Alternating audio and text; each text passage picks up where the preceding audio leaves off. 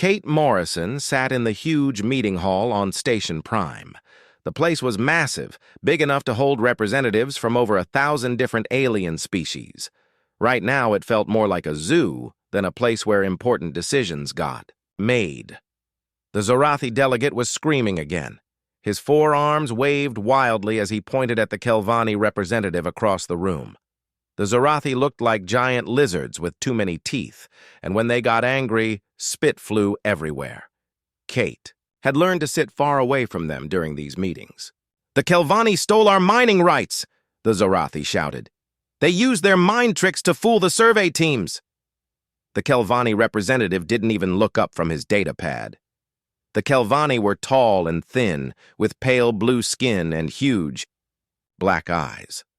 They always acted like they were smarter than everyone else in the room, and maybe they were, but that didn't make them less annoying. "We simply provided better analysis," the Kelvani said in his cold voice. "Perhaps the Zorathi should invest in proper education before making such wild claims." Kate rubbed her temples. She had been Earth's ambassador to the Galactic Council for 3 years now. 3 long, frustrating years of watching aliens fight like children while real problems went unsolved. The meeting was supposed to be about piracy in the Outer Rim territories. Human merchant ships were getting attacked almost daily. Whole crews were disappearing. The pirates were getting bolder and better organized. But instead of dealing with the problem, the council was arguing about mining rights on some rock nobody cared about. Chairman Vextar banged his crystal hammer on the podium. The sound rang through the hall like a bell. Vextar was from the ethereal Commonwealth, one of the oldest species in the galaxy. He looked like a walking diamond, all sharp edges and glittering surfaces. The ethereals thought they were better than everyone because they had been around for 10,000 years. "Order," Vextar said. His voice sounded like glass breaking. "We must address the human complaint about piracy." Finally, Kate thought.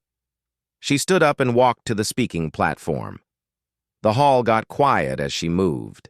Humans were still new to the galactic community. Earth had only joined 50 years ago, which made them babies compared to most other species. Kate cleared her throat and began to speak. "Thank you, Chairman. As I said in my report, human ships are under constant attack in sectors 7 through 12. We've lost 47 vessels in the past 2 months. That's over 300 people dead or missing." She pulled up holographic displays showing the attack sites. Red dots marked where ships had been hit. The pattern was clear. The pirates were getting more organized and more violent. "We need joint patrols in these areas," Kate continued. "The Terran fleet is willing to provide ships and crews, but we need other species to help. This isn't just a human problem. The pirates are hitting everyone's ships." A low rumble went through the hall as delegates talked among themselves. Kate waited, hoping someone would step up to help. Instead, she got what she always got: excuses. The hegemony of sector delegates stood up. The sector looked like wolves that had learned to walk on 2 legs. They had dark fur, yellow eyes, and too many sharp teeth. They were also some of the most aggressive species in the galaxy. "The sector hegemony has no ships to spare," the delegate said. "Perhaps the humans should stay closer to home if they cannot protect themselves." Laughter rippled through parts of the hall. Kate felt her jaw tighten. She had heard this before. Humans were too young, too weak, too new to deserve help from the older, wiser species. The Centauri Alliance representative spoke next. The Centauri were bird-like creatures with bright feathers and sharp beaks. They were traders first and fighters never. "The Alliance sympathizes with human losses," the representative chirped. "But military action is expensive. Perhaps a diplomatic solution would be better." More murmurs of agreement. Kate wanted to scream. "How do you negotiate with pirates who shoot first and take everything afterward? What kind of diplomatic solution?" Kate asked. "These pirates don't want to talk. They want to steal and kill." Chairman Vextar's crystal form sparkled as he moved. "The human approach is always violence. Perhaps this is why you face such problems. Kate stared at him. Violence? We're asking for help protecting innocent people. How is that violence? Your species is young and emotional, Vextar said. The condescending tone in his voice made Kate's hands clench into fists. Perhaps you should focus on developing your civilization before concerning yourselves with galactic matters. The hall erupted in agreement. Delegates from dozens of species nodded and made approving sounds. Kate looked around the room, seeing the same dismissive expressions she had been dealing with for 3 years. She tried one more time. If we work together, we can stop these attacks. No single species has to bear the whole cost. Humans always want others to solve their problems, said the Vorthak collective representative. The Vorthak looked like giant insects with too many legs and compound eyes that never seemed to blink. Your species joined this council to take advantage of our wisdom and resources. Kate felt something snap inside her. Take advantage?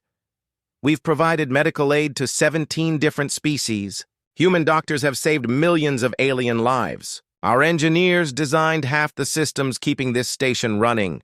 Our diplomats have prevented 12 wars in the past 3 years alone. Minor contributions from a minor species, Vextar said coldly. That was when the final blow came. The hegemony delegate called for a vote on new trade regulations. Kate watched in growing horror as the proposal was read out. Heavy taxes on all human trade routes, restrictions on human mining operations, and worst of all, exclusive mining rights for the sector hegemony in 3 systems that human explorers had discovered and mapped. This is theft, Kate said, standing up. Those systems were found by human crews. We shared the locations with the Council in good faith. The Council has determined that these systems are too important for any single species to control, Vextar announced, especially such a young and inexperienced species. The vote was called. Kate watched the results appear on the massive display screens around the hall. 847 votes in favor, 1 vote against. Only Earth had voted to reject the proposal. Kate looked around the room one more time. She saw smug expressions, dismissive gestures, and barely hidden contempt. These aliens had never respected humanity. They saw humans as useful servants at best, annoying children at worst. She stood up slowly and walked to the center of the hall. The chamber fell silent as every eye focused on her. Kate took a deep breath and spoke clearly, making sure every word carried to every corner of the massive room. The Terran Federation formally withdraws from this council and all associated treaties.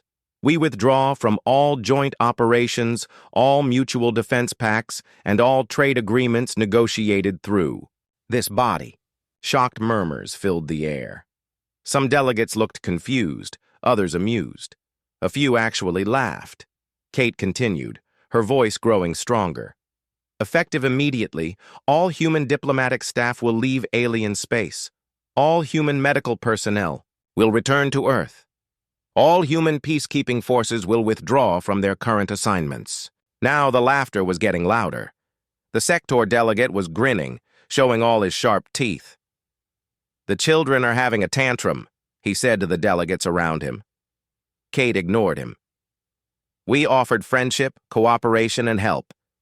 You responded with contempt and theft. We will not be part of this anymore. From now on, humanity will handle its own affairs. She turned and walked toward the exit. Behind her, the laughter grew louder. She heard comments in dozens of alien languages.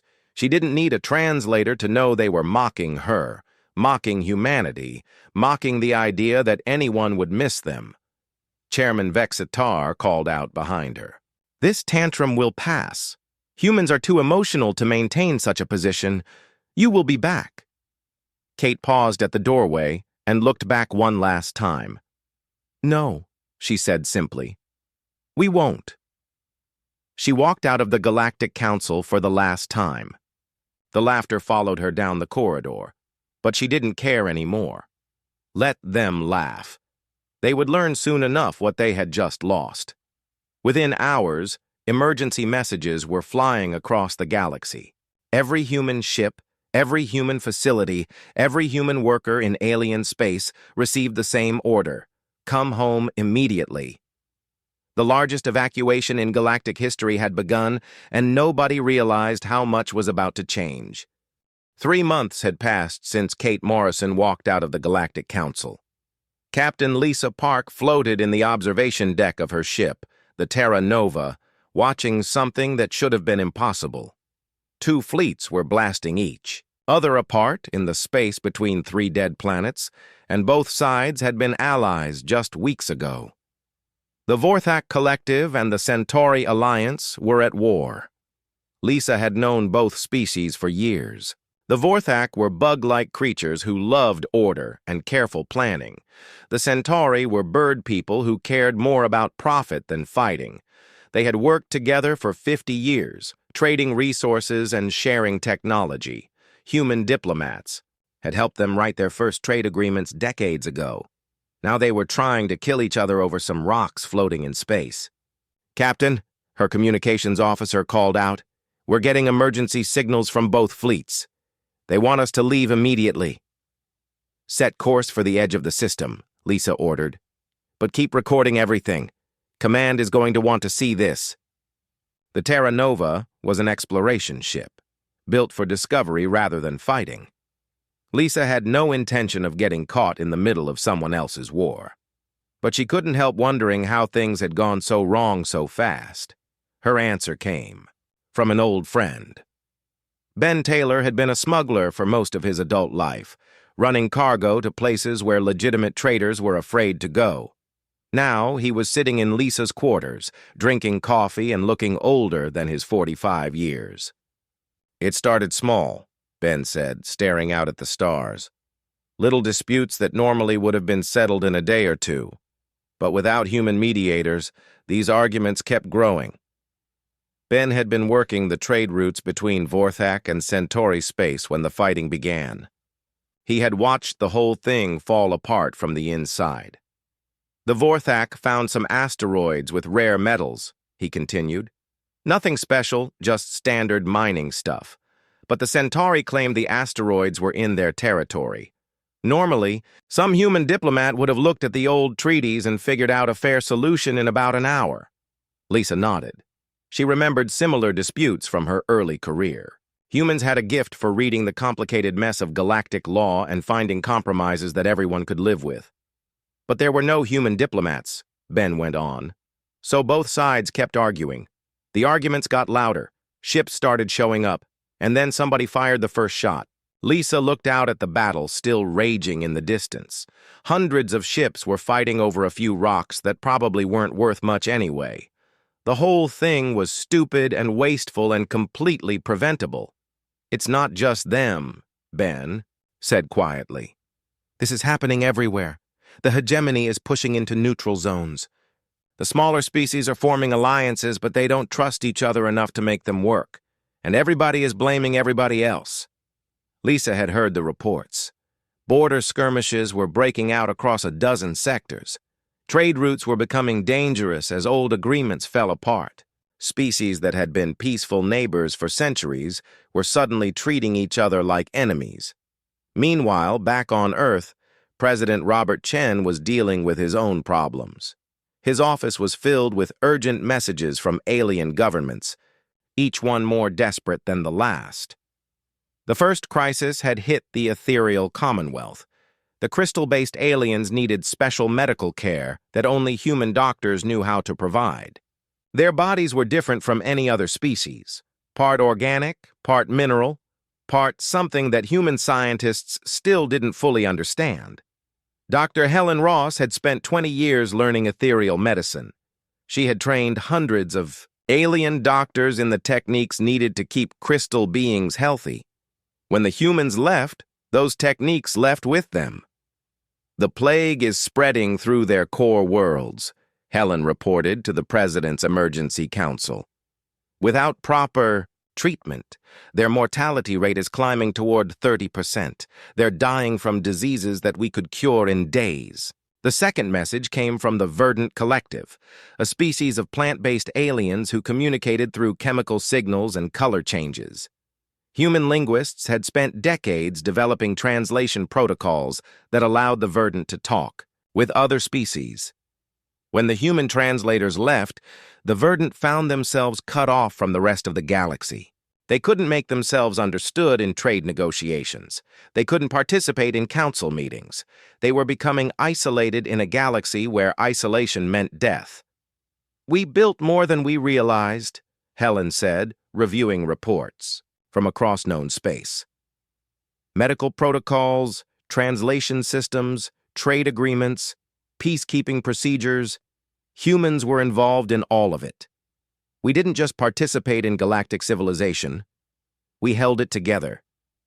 President Chen rubbed his tired eyes. The messages kept coming every day. Species begging for help, asking for human medics, human diplomats, human engineers. But Earth's government had made its decision. They were done being treated like servants. "What about the Galactic Council?" Chen asked. "Are they trying to fix any of this?" Helen pulled up the latest intelligence reports. "They're trying to elect new mediator species, but it's not working. The Zorathi are too aggressive to mediate anything. The Kelvani are too manipulative. Nobody trusts them. Every species wants the job, but nobody wants to actually do the work." Truth was simple. Other species had evolved to think about their own needs first. Humans were different. They could understand different points of view, find common ground, and build solutions that worked for everyone. It was a rare gift in a galaxy full of species that had trouble seeing past their own interests. The economic problems were even worse than the political ones. Maria Santos ran a manufacturing company on New Geneva, one of humanity's major industrial worlds.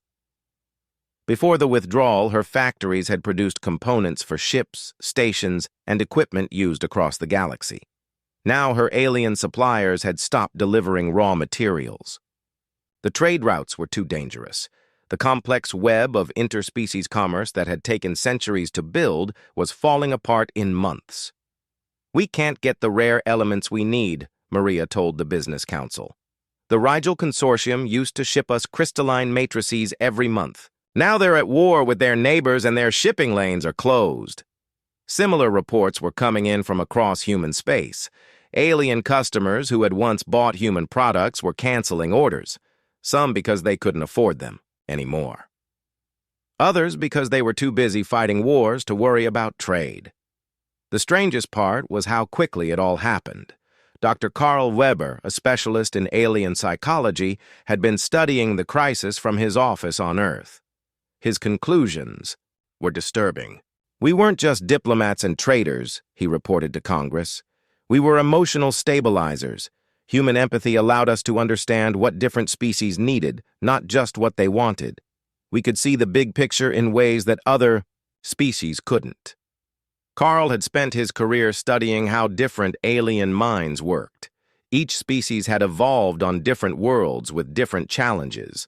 Their thinking patterns reflected those evolutionary pressures. The Zorathi were aggressive because their homeworld was dangerous. The Kelvani were manipulative because they had evolved as social predators. The Vorthak liked order because chaos meant death on their overcrowded world. Humans were different. Earth had produced a species that could adapt to almost any situation, understand almost any point of view, and find solutions that worked for groups with very different needs. "Every other species thinks in terms of their own psychology," Carl explained. "We think in terms of everyone's psychology. That made us natural mediators, but it also made us essential in ways we didn't realize." The worst example was the Nexus trade network, the economic backbone of galactic civilization. The network connected thousands of species across millions of trade routes. It was the most complex economic system ever created, and it was run almost entirely by human administrators. When the humans left, the network started falling apart immediately. Trade disputes that should have been simple to resolve became major crises. Shipping schedules that had run perfectly for decades began breaking down. The careful balance of supply and demand that kept the galactic economy stable started collapsing. Within 3 months, the network was operating at less than 40% efficiency. Entire star systems were cut off from trade. Species that had relied on imported food were facing starvation. Others were running out of the raw materials needed to keep their civilizations running. Admiral Susan Blake watched the reports from her office at Fleet Command. Human ships were no longer allowed in most alien space, but their long-range sensors could still monitor the major trade routes. What she saw worried her. "Refugee ships are heading this way," she reported to President Chen. "Thousands of them, civilian vessels from dozens of species, all trying to reach human space." The refugees were fleeing from wars, economic collapse, and social breakdown. They had nowhere else to go. Human space was the only part of the galaxy that was still stable, still peaceful, still functioning the way civilization was supposed to work. "What do we do with them?" Chen asked. Blake looked at the star charts showing the approaching ships. Each one carried families, children, elderly aliens who had never done anything wrong except trust their leaders to make good decisions. "I don't know." 6 months after humanity walked away from the Galactic Council, Commander Alex Turner stood on the bridge of the Border Patrol ship Vigilant, watching the end of the world, or at least the end of the galactic world, as everyone had known it. Through the view screen, he could see a steady stream of refugee ships heading toward human space. They came from everywhere. Massive Vorthak colony vessels packed with fleeing civilians, small Centauri trading ships carrying entire families, even proud ethereal crystal ships that sparkled sadly in the starlight as they ran from wars they never wanted to fight.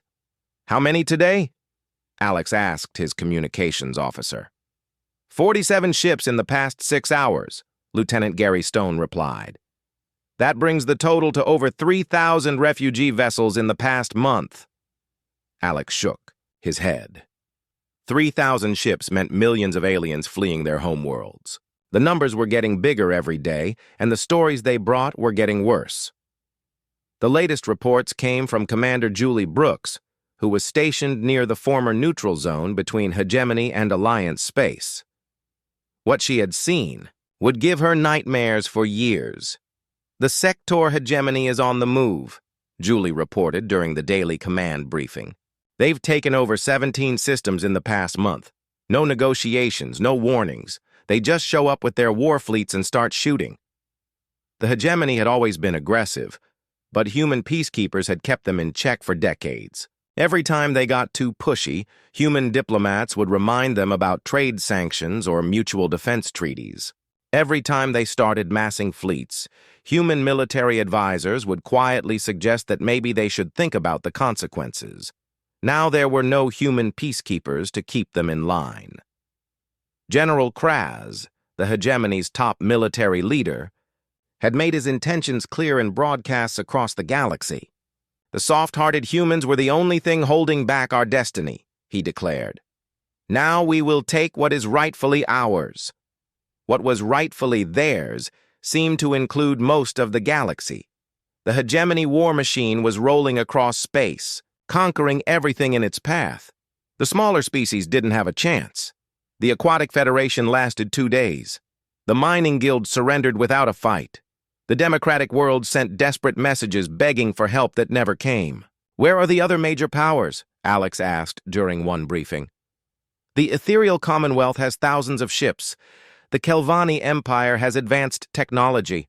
Why aren't they stopping this?" The answer came from intelligence reports that painted a picture of complete chaos. The major powers were too busy dealing with their own problems to worry about anyone else. The Ethereal Commonwealth was facing a medical crisis that was killing millions. Without human doctors, the plague that had started on their homeworld was spreading to every crystal being in their territory. Their beautiful cities were becoming graveyards. The Kelvani Empire was dealing with massive civil unrest. Their mind control technology had always been controversial, but human diplomats had helped them use it in ways that other species could accept. Without that diplomatic cover, the rest of the galaxy was treating the Kelvani like dangerous criminals. Trade sanctions and military blockades were starving their worlds. Even worse, the complex alliance systems that had kept the peace for centuries were falling apart. The Mutual Defense League couldn't agree on anything without human mediators to find compromises. The Trade Protection Consortium had dissolved completely when member species started fighting over shipping routes. On the industrial world of New Geneva, factory owner Maria Santos was watching the economic collapse happen in real time. Her manufacturing plants had once produced equipment for customers across 50 different star systems. Now half her suppliers had stopped delivering materials, and most of her customers had stopped placing orders. The supply chains are completely broken, she reported to the Emergency Economic Council. We used to get rare elements from the Centauri traders, processed materials from Vorthak manufacturers, and energy crystals from the ethereal Commonwealth. Now the Centauri are at war. The Vorthak factories are shut down, and the ethereals are dying from plague. The economic data was terrifying. Galactic trade volume had dropped by 60%. Unemployment was skyrocketing across dozens of species. Entire industries were shutting down as the complex web of interspecies commerce collapsed. Dr. Carl Weber had been studying the crisis from his office on Earth, and his analysis was getting more disturbing every week. The galaxy wasn't just losing human services. It was losing the ability to function as a unified civilization. We provided more than mediation, he explained to President Chen. We provided the social framework that held everything together. Human psychology is uniquely suited to understanding and working with radically different mindsets. Without us, these species can't cooperate effectively. The proof was everywhere. Ancient trade agreements were being interpreted differently by each side, leading to constant disputes. Military alliances were breaking down as species accused each other of betrayal and selfishness. Even simple communication was becoming difficult, as translation protocols developed by human linguists began failing without regular updates. The Nexus Trade Network, which had once moved goods efficiently across the galaxy, was now operating at less than 20% capacity. Shipping delays that used to be measured in days were now measured in months. Critical supplies weren't reaching the planets that needed them. Dr. Amanda Lewis, director of the Interspecies Medical Initiative, was getting the most heartbreaking reports of all. Medical emergencies that human doctors could have handled easily were becoming death sentences for alien patients. The Rigel Confederation is reporting massive casualties from a simple bacterial infection, she told the Emergency Health Council. It's something we developed treatments for years ago, but their medical staff doesn't know how to adapt human medicine for their physiology. Similar disasters were happening across the galaxy.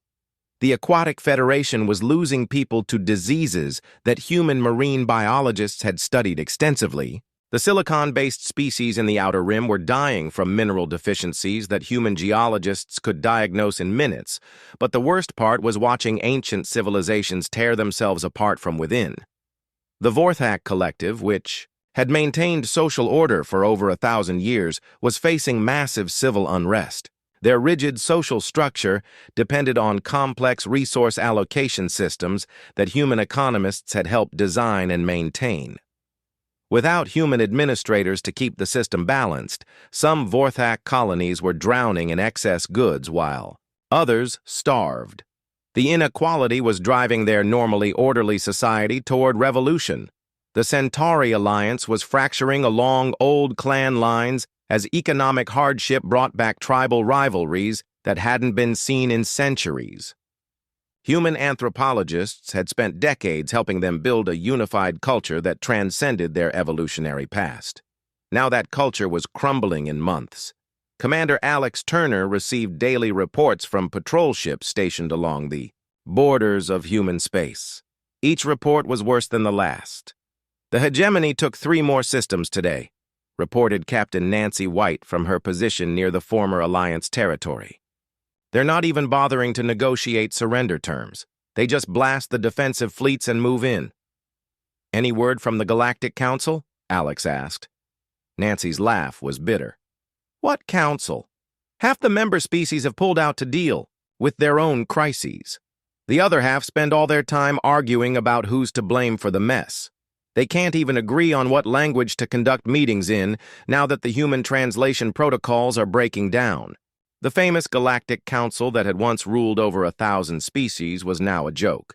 They met irregularly, accomplished nothing, and spent most of their time pointing fingers at each other. Some species blamed the hegemony for being too aggressive. Others blamed the major powers for not providing leadership. A few even blamed humanity for abandoning the galaxy, but none of them were willing to admit the real problem. They had become completely dependent on human services without realizing it. The breaking point came when the ancient Nexus trade network finally collapsed completely. The network had been the economic backbone of galactic civilization for over 5 centuries. It connected every major trade route, managed currency exchange between hundreds of different species, and maintained the flow of goods that kept billions of beings alive. The network's central computers were located on Station Prime, the same station where the Galactic Council met.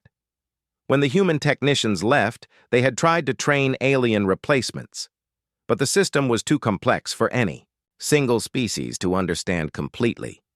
Maria Santos was in her office when the news came through.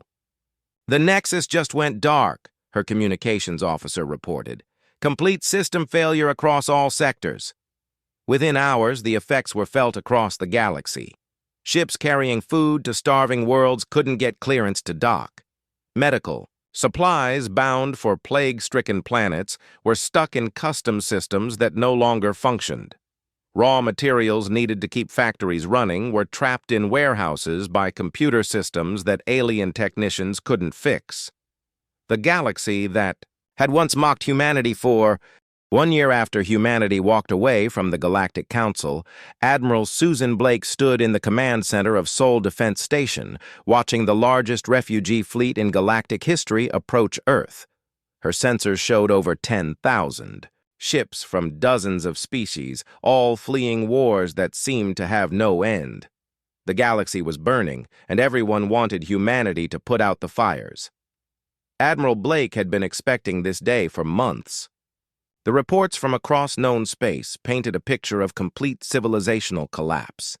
The sector hegemony controlled half the galaxy now, ruling through fear and brutality.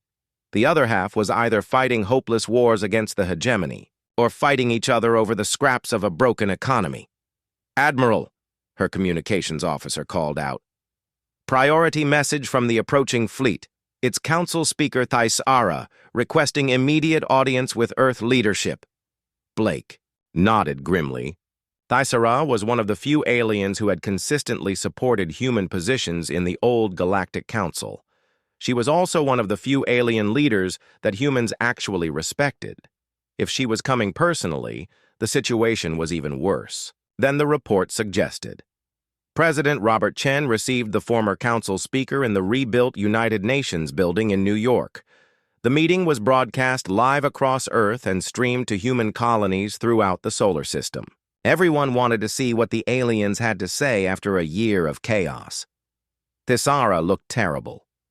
The elegant bird-like alien who had once commanded respect across the galaxy now appeared tired and desperate. Her bright feathers were dull, her proud posture slumped with exhaustion. "President Chen," she began, her voice translator crackling with interference. "I come not as a council speaker, but as a representative of civilizations that are dying. We were wrong about your species. Completely, catastrophically wrong." The admission sent shockwaves across human space. For 50 years, aliens had treated humanity like junior partners at best, useful servants at worst. Now one of their most senior leaders was admitting they had made a mistake. "We thought your compassion was weakness," Thaisara continued. "We thought your desire to help others was naive. We didn't understand that your empathy was the foundation that held our civilization together." President Chen listened carefully, but his expression remained neutral. Behind him sat the leaders of humanity's major governments, all of whom had been dealing with the political fallout from the galactic crisis for months. The debate on Earth had been fierce. Senator Paul Morgan led the isolationist faction, arguing that humanity should let the galaxy burn. "They made their choice when they laughed at us," he said in countless speeches. "They called us children and servants. They stole systems that our explorers discovered. Why should we help them now?" Senator Morgan had a lot of support. Humans had been treated badly by the galactic community for decades. Many people felt that the aliens deserved whatever was happening to them. But General Nicole Hayes, commander of Earth's military forces, represented a different viewpoint. "We're not talking about governments and politicians," she argued before Congress. "We're talking about billions of innocent civilians whose only crime was trusting leaders who made bad decisions." The images coming from refugee ships supported her position. Alien children who had never hurt anyone were starving because their homeworlds couldn't grow food without imports from other systems. Elderly beings who had lived peaceful lives for centuries were dying from diseases that human medicine could cure easily. The breaking point in the political debate came from an unexpected source. Dr. Amanda Lewis, former director of the Interspecies Medical Initiative, made an unauthorized broadcast to Earth that reached every human settlement in the solar system. "I don't care about politics," she said, standing in what looked like a refugee camp somewhere near the edge of human space. "I don't care about pride or who was right or wrong. I'm a doctor. I took an oath to help people, regardless of what species they are." Behind her, human medical volunteers were treating alien refugees who had fled the chaos engulfing the galaxy. The images were powerful. Human doctors working around the clock to save alien lives, human engineers fixing broken ships, human teachers helping alien children who had lost everything. "We have the knowledge to save lives," Amanda continued. "We have the skills to stop the suffering. How can we stand by and watch people die just because their leaders were stupid and arrogant?" Her broadcast sparked massive protests across Earth. Millions of humans took to the streets demanding that their government take action to help the refugees. The images of suffering alien children were too much for most people to ignore. President Chen found himself caught between competing pressures. The isolationists wanted him to close human borders completely and let the aliens solve their own problems. The interventionists wanted him to send massive aid fleets to help everyone who was suffering. The decision became harder when the full scope of the crisis became clear. Intelligence reports showed that the sector hegemony was planning to attack human space directly. General Kraz, the hegemony's military leader, had apparently decided that Earth's resources were too valuable to leave in human hands. "They see us as weak," reported Director Lisa Park from Human Intelligence. "Our refusal to get involved in the galactic wars has convinced them that we won't fight to defend ourselves." At the same time, desperate alien governments were sending increasingly frantic messages to Earth. The ethereal Commonwealth was facing complete societal collapse as the plague continued killing their crystal-based population. The Vorthak Collective was in the middle of a civil war that threatened to destroy their 1,000-year-old civilization. Even proud species like the Kelvani were begging for human help. The most heartbreaking messages came from children's hospitals across 17 different species. Alien doctors who had once dismissed human medicine as primitive were now desperately asking for human help to save young lives. Dr. Helen Ross, Earth's leading expert on alien physiology, presented the medical data to Congress. Childhood mortality. "Rates have increased by over 400% across most species," she reported. "Diseases that we eliminated decades ago are killing millions of alien children." The images were devastating. Hospital wards filled with dying alien children whose parents couldn't understand why the treatments that had worked for centuries were no longer available. Medical staff who lacked the training to use human-developed treatments that could save lives. "We could train their doctors," Helen continued. "We could provide medical supplies and equipment. We could save most of these children if we acted quickly." Senator Morgan stood up during the hearing. "And what happens when we've saved them all? Do we become the galaxy's permanent caretakers? Do we spend the rest of human history fixing problems? that aliens create for themselves? It was a fair question, and one that divided human opinion. Some people believed that humanity had a moral obligation to help anyone who was suffering. Others argued that helping would just enable the same bad behavior that had caused the crisis in the first place. The debate raged for weeks while the situation in alien space continued to deteriorate. Reports came in daily of new atrocities committed by the hegemony, new outbreaks of disease and starvation, new wars breaking out between desperate species fighting over dwindling resources. Commander Alex Turner, still patrolling the borders of human space, filed increasingly disturbing reports. "The hegemony isn't just conquering territory," he wrote. "They're destroying everything that doesn't serve their immediate needs. Libraries, hospitals, research centers, art galleries, anything they consider weak or useless gets destroyed. The SAP." Hegemony's campaign wasn't just military conquest. It was cultural genocide on a galactic scale.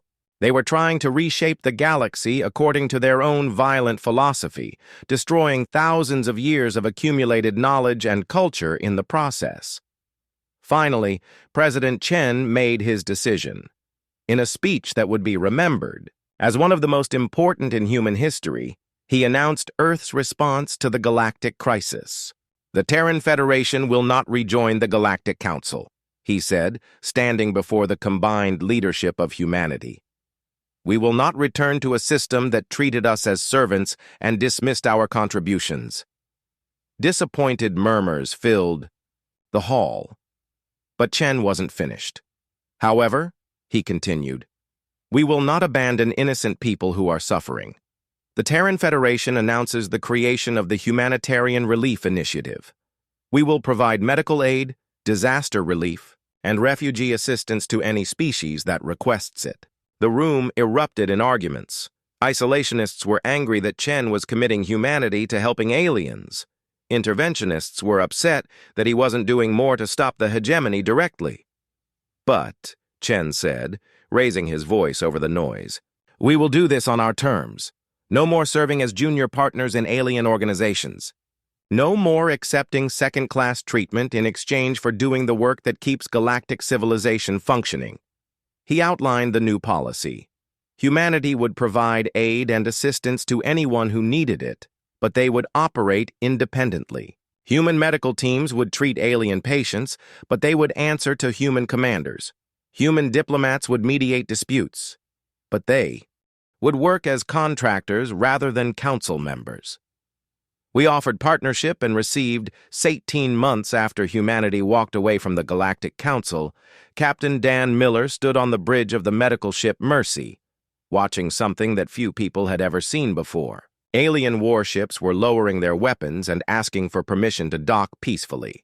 The Mercy was leading the first wave of human relief ships back into alien space under the new Humanitarian Relief Initiative. What Dan saw through his view screen made him understand just how much the galaxy had changed. Two Centauri battle fleets that had been shooting at each other for weeks were now sitting quietly in space, waiting for human mediators to arrive. As soon as human ships appeared on their sensors, both sides had stopped fighting and requested immediate arbitration. "Captain," his communications officer reported, "both fleet commanders are asking to speak with you directly. They say they'll accept whatever terms you decide." Dan shook his head in amazement. A year ago, these same Centauri commanders would have dismissed any human suggestions as the naive ideas of a young species. Now they were treating human judgment as the final word in their disputes. The change wasn't limited to the Centauri. Across known space, the mere presence of human ships was causing spontaneous ceasefires. Species that had been at each other's throats for months were suddenly willing to sit down and negotiate as soon as human mediators arrived. Dr. Rachel Wright was experiencing the same phenomenon on the medical side. Her hospital ship Hope had just arrived in Vorthak space, where civil war had been raging for 6 months. The moment her ship appeared on sensor screens, both sides in the conflict sent messages asking for medical assistance. "It's incredible," Rachel reported to Earth during her daily briefing. "The Vorthak factions have been refusing to treat each other's wounded for months. Now they're working together in our medical facilities, sharing supplies and information like the war never happened. Rachel had volunteered to lead the medical relief mission despite the obvious dangers. Alien space was still chaotic and violent, with wars raging across dozens of systems. But she felt a responsibility to help species that were dying from diseases that human medicine could easily cure. Her first stop had been an ethereal Commonwealth world where the crystal-based plague had killed over 60% of the population. Ethereal bodies were incredibly complex, part organic and part mineral, requiring treatments that no other species understood. "We've stabilized the outbreak," Rachel reported after a week of intensive work. "But it's going to take months to fully cure the infected population. The good news is that we're training ethereal medical staff in the techniques they need to handle future outbreaks." The ethereals were pathetically grateful for human help. These proud, ancient beings who had once lectured humans about being too young and emotional were now treating human doctors like miracle workers. But the real transformation was happening in the economic sphere. Commander Tony Jackson was overseeing the establishment of free trade zones, human-protected regions where any species could trade safely regardless of their political affiliations. The first free trade zone was established in the Rigel system, right in the middle of what had been a major battleground. Tony's fleet provided security while human administrators set up the trading posts and established the rules. "It's like magic," Tony reported to Fleet Command. "Species that have been trying to kill each other are now doing business side by side. The hegemony is even sending trade ships, though they're staying clear of their former enemies." The free trade zones were based on simple principles that humans had learned from centuries of dealing with difficult neighbors on Earth. Everyone was welcome as long as they followed the rules. No weapons in the trading areas, no settling old grudges, no starting new fights. Anyone who broke the rules got banned from all human-protected zones. It worked because everyone needed what the zones provided. The galactic economy had been shattered by months of warfare and the collapse of the old trade networks. The free trade zones were the only places where species could get the resources they needed to rebuild their civilizations. But the biggest challenge came from the sector hegemony itself. General Kraz had spent a year conquering half the galaxy, building his forces for what he planned to be the final assault on human space. His propaganda broadcasts had been promising his people that defeating the humans would make the hegemony the undisputed rulers of the galaxy. The attack came on a Tuesday. Kraz led over 5,000 hegemony warships in a massive assault on the outer colonies of human space. He expected to find the same peaceful diplomatic species that had been pushed around in the Galactic Council for decades. Instead, he found Admiral Susan Blake and the combined might of the Terran Defense Fleet. The Battle of New Terra lasted 18 hours and ended with the complete destruction of the hegemony invasion force. Blake's ships used tactics and technology that the hegemony had never seen before. Human military doctrine had been developed in secret, designed specifically to deal with the kind of mass assault that species like the hegemony favored. "The humans fight like demons," one captured hegemony officer told his interrogators. "They don't just defend their territory. They hunt down every ship that threatens their people." General Kraz himself was captured when his flagship was disabled by human boarding parties. The proud warrior who had boasted about crushing the soft humans found himself in a human prison cell, facing trial for war crimes. The hegemony's defeat sent shockwaves across the galaxy. The species that had seemed unstoppable was suddenly facing rebellions on dozens of worlds. Without their military leader and their best ships, the hegemony's empire began falling apart as quickly as it had been built.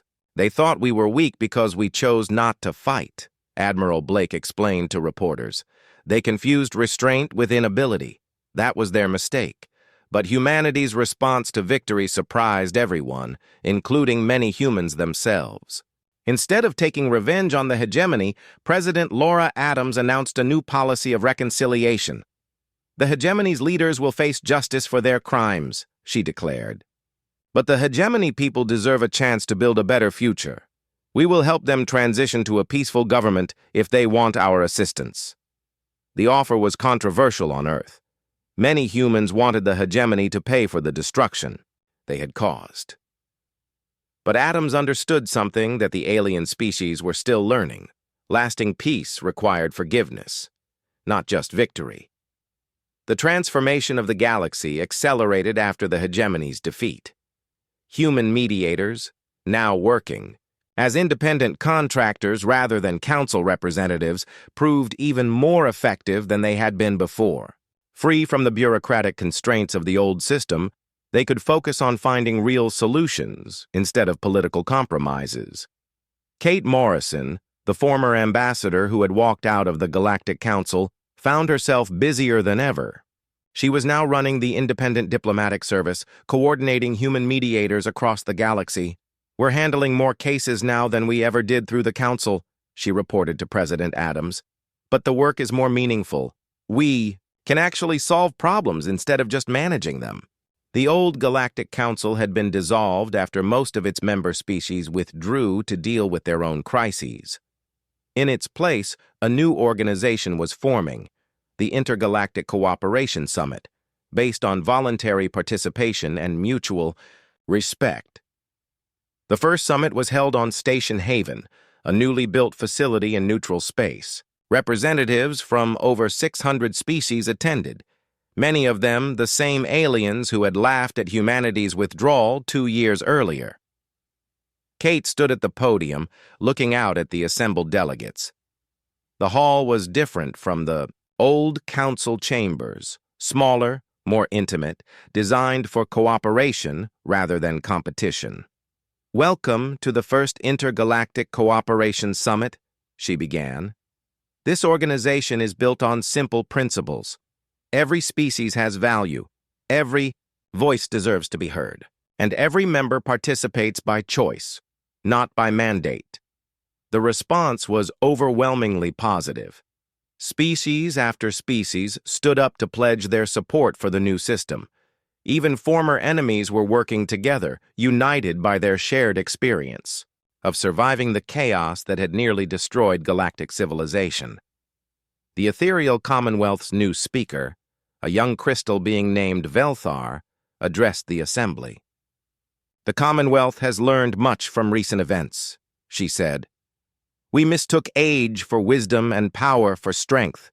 The human species taught us that true leadership serves others rather than demanding service." Similar statements came from dozens of other species. The Vorthak Collective pledged to share their manufacturing technology with species that needed it. The Centauri Alliance offered to provide transportation services to help rebuild damaged worlds. Even the reformed hegemony, now led by moderate voices, committed to providing security assistance to protect smaller species.